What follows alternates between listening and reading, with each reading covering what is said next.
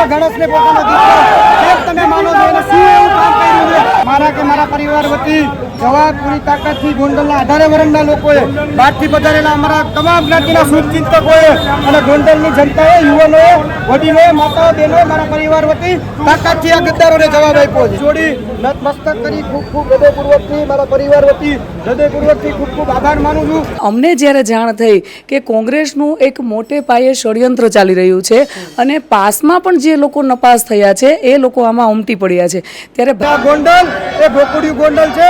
અહીંયા કોઈ ગુંડાગીરી દાદાગીરી કોઈની ચાલતી નથી, કોઈની ભૂતકાળમાં ચાલતી નથી, ભવિષ્યમાં ચાલશે નહીં. મારા ગોંડલના લોકોનો હૃદયપૂર્વકથી નતમસ્તક સાથે જમીન પરત કરીને 2 હાથ જોડીને એમનો હૃદયપૂર્વકથી ખૂબ ખૂબ આભાર વ્યક્ત કરું છું.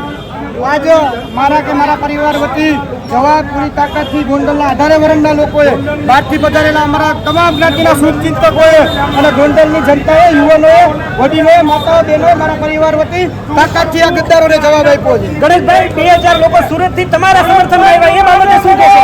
એ બાબતે હું કશું કહેવા નથી માંગતો.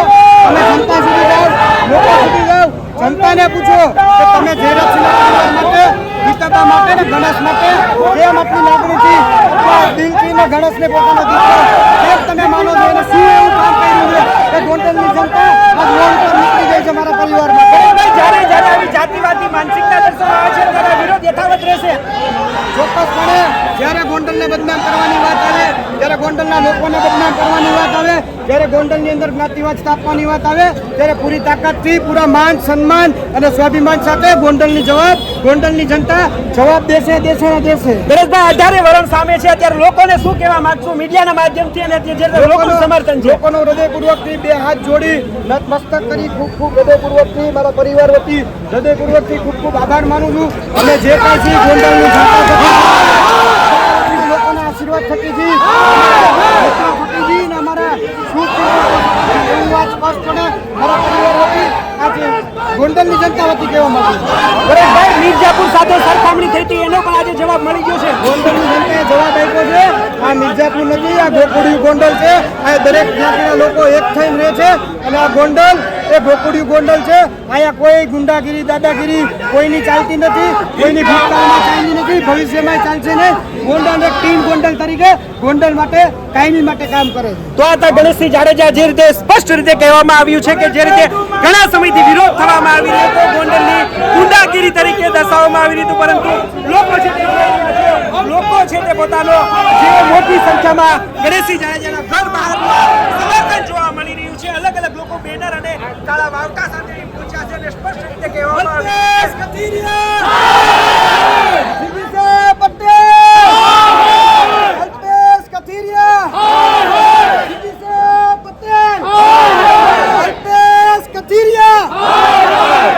જોઈ રહ્યા છું જે નારા દ્વારા જે રીતે વિરોધ છે તે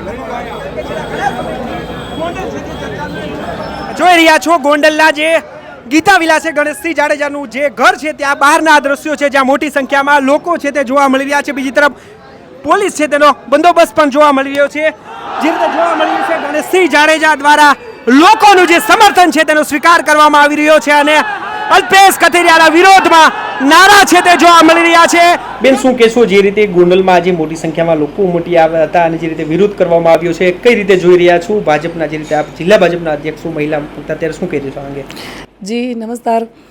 પહેલાં તો મીડિયાના માધ્યમથી હું અહીંયા ગોંડલની જનતાનો પણ ખૂબ ખૂબ આભાર માનું છું.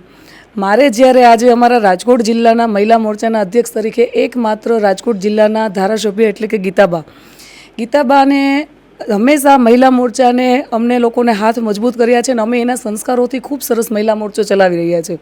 ત્યારે આજે સવારે જ્યારે આવવાનું થયું ત્યારે અમે પણ જોઈ અને ચકિત થઈ ગયા હતા કે સ્વયંભૂ ગોંડલની જનતા ગીતાબા, ગણેશભાઈ, જયરાજભાઈના હાથ મજબૂત કરવા માટે ઉમટી પડી છે. સ્વયંભૂ રોડ ઉપર ક્યાંય નીકળાય એવું વાતાવરણ નહોતું અને અમને જ્યારે જાણ થઈ કે કોંગ્રેસનું એક મોટે પાયે ષડયંત્ર ચાલી રહ્યું છે અને પાસમાં પણ જે લોકો નપાસ થયા છે એ લોકો આમાં ઉમટી પડ્યા છે ત્યારે ભારતીય જનતા પાર્ટીની મહિલા મોરચાની અધ્યક્ષ તરીકે અને કહેવાય છે કે અમે મોદી સાહેબનું એક અમારે કહેલું છે કે મોદી પરિવાર, ત્યારે અમે સમગ્ર ભારતીય જનતા પાર્ટી દ્વારા જ્યારે જોડાયેલા છીએ ત્યારે અમે એક મોદી પરિવાર છે. અમારા અલ્પેશભાઈ છે, અમારા ગીતાબા છે, અમારા ગણેશભાઈ છે ને અમારા જયરાજભાઈ છે. તો એની ઉપર જ્યારે કોઈ આવા ષડયંત્રો ચાલી રહ્યા હોય કોંગ્રેસ દ્વારા ત્યારે અમારી પણ ફરજ પડતી હોય છે. એ દરમિયાન હું આજે સવારે આવેલી છું અને આ લોકોને શું છે કે એક એવું વાતાવરણ ઊભું કરેલું છે કે પટેલ વર્સિસ દરબાર, પણ ખરેખર એવું નથી.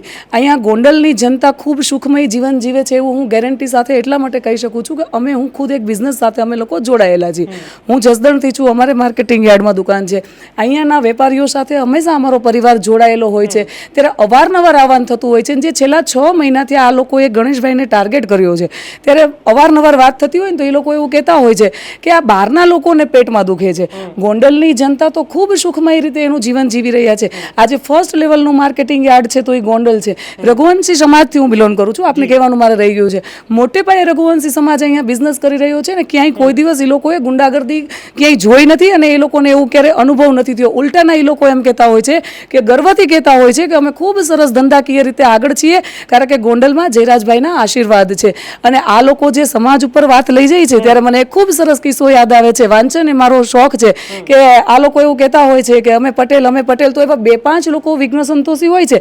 આજે ગુજરાતની અસ્મિતા બચાવવામાં સરદાર વલ્લભભાઈ પટેલનો મોટો સિંહ ફાળો છે.